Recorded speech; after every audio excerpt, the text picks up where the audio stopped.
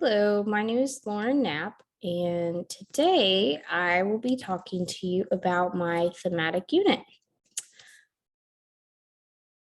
All right. So for my theme, I chose space, and my content area is science, mainly because space has a lot to do with science. And I chose third grade because I felt like that was a good level because it's right in between everything. All right, so this is my poster. I decided to pick the title Space All Around because we are implementing space into every content area. So you'll see I've got my little planning web right there in the middle and my teaks and my Alps, which you'll see in just a second, a lot closer. I pasted my graphic organizers at the bottom, and then on each side, you can see how I implemented an activity and the concept and the teaks in each content area while still using space. I've also pictured my books that I used in my lessons, and as well as my materials.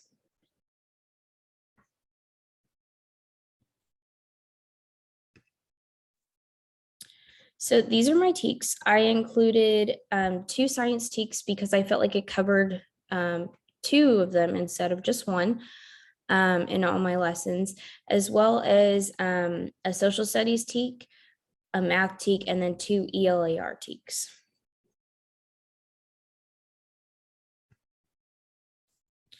These are my ELPs. So my ELPs some of them covered every single content area activity that I did, and some of them only did it for a couple of them. So reading, and then they're having curricular second language acquisition and listening, and then second language acquisition learning strategies.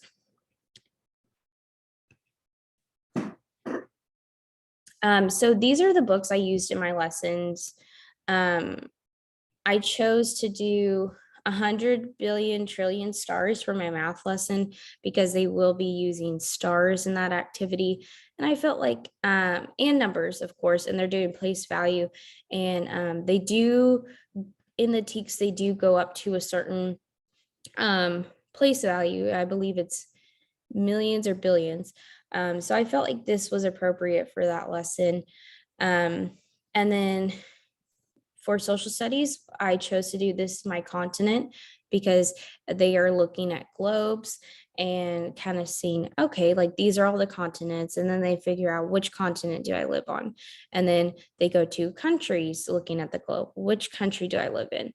And it just, kind of progresses from there. And they're also using maps to do that. For ELAR, I chose to do this book called Space, Earth, Sun, and Moon because it is an informational text. And so you could use that as a way for them to learn about informational text while also doing English language arts. And I do feel like this is very helpful for ESL students because it is not too difficult, in my opinion, to read. It's just a couple of pages long, and there's only a couple of sentences on each page, so it's not overwhelming for them. And but they're still getting information on space and on science, in science. And my last book is What's Out There, and this is for science, the content area of science. And so they would just kind of explore what is out in space, what is outside of the Earth, because we don't really get the chance to go there, or at least not as children. So this is my first graphic organizer. Kind of how I mentioned earlier, they are going to use place values in this lesson. And so they would use stars. So for this, it's 37. So they could connect a bunch of stars and like 10 stars, and then make 3 sections of the 10 stars. So they could have 30. And then they would just use stars by themselves as the ones for 7. So they're doing that in standard, expanded, picture, and word form. And they would use star math manipulatives that I will show later.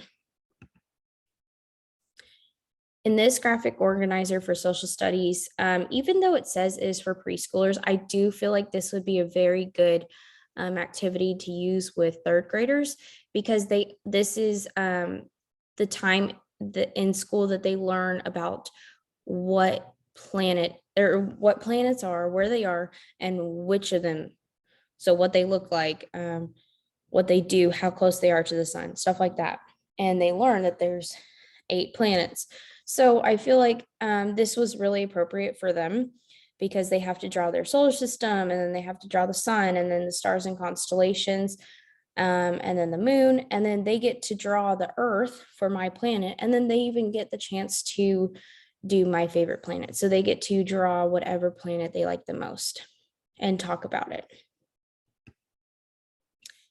For ELAR, this does look like it would just be a science graphic organizer, but the way I'm using it for ELAR is that each of the labels that have to be cut and pasted into these boxes are words or phrases. And so in order for them to complete this assignment, they have to have the academic vocabulary, and they have to be able to read what the word says.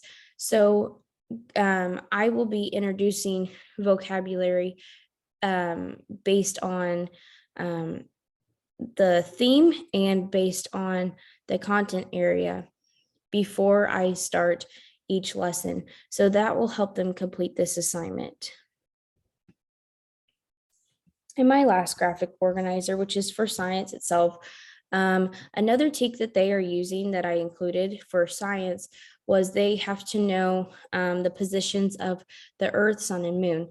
And this graphic organizer, I believe, helps them see the positions and how they rotate or move, because they they need to know about the Earth's axis and tilt and all of that stuff. And I feel like this is a good start to kind of help them understand how those 3 things move and how they work around each other. Okay, so kind of going into what I'm doing for each lesson plan. I'm modeling songs about, so I would be teaching them songs about space and introducing vocabulary words to them before each lesson. So I'm modeling what those words mean, what they look like, and how they can be used, as well as information on those specific academic words. Now, it's not mentioned here, but under guided, we are doing, well, let me explain. KWL charts we're going to do those together. So I do want the students to do the no column by themselves, just so I can see what they already know by themselves. And I would go around the room and just make sure that everybody's at least got 1 or 2 things, because I understand that not every student has even heard about space before. Then as a class, we would work on want to know or wonder. And then I would read a book to them, which is not included on here, but I would read a book about space, or, in the math case, it would be about space, but also about math. And this is my continent. It's about space, but it's also implementing social studies. I would use those books and to read to them about space, which is a theme. And then we would go over the learned column as a class after I give them a chance to do a couple of bullet points about what they learned by themselves. So we kind of I would give them that a little bit of independence to see where they are at. And then we would go over it as a class to see what did we learn, because maybe not every student really understood what they learn, or it tells me what I still need to teach and what I need to clarify. So independently, they would do the graphic organizer. And at that point, they would have enough information to do the graphic organizer by themselves. But of course, I would still be going around the classroom, just kind of making sure everybody's on topic and doesn't need any help. And if I saw that so many, or, a big group of students might be struggling, I would either go over it as a class, or if it was a small enough group, I would just pull them to my table and do it as a small group and let the other students work on it by themselves if I felt that they were able to. And I would test them, I would say formally by a quiz, but I wouldn't make it feel like a test or a quiz. It's just simply to see, okay, did they pick up on this information? What do I still need to do as a teacher? Did enough students pick up on this, or do I need to go back and teach it and adjust how I taught it? So these are my artifacts. They are mostly videos. I'm not going to show the videos, but just briefly, there's 3 songs here. So this song is about the planets. It talks about what they do, what they're called, how far away they are from the sun, stuff like that. And I think that's really good to help them identify the planets, because they are supposed to know that with this teak for science. And then this one is about the sun, moon, and stars, which is another thing that they are addressing in the other teak. And then this is a song and motions that a class made up to help them remember certain things about the earth, sun, and moon. So I could teach that and the motions to my students, and that would help them remember. That way they don't have to feel like they have no idea what's going on. They've got something that can kind of help them remember. And I feel like motions is a very proactive thing to help them learn. So the songs would definitely be implemented as a part of music. And then the motions, I feel like, could be considered PE, because they are using locomotor skills and moving. They are being active. This right here, this video, the Magic School Bus, it's Get Lost in Space, I feel like would be a great icebreaker, because one, I watched those as a kid, and I really was interested in them. I always looked forward to them. It's an educational video. It makes it fun for them to understand, and they get to kind of look at what it would be like if they got lost in space, which is not something that kids get to do.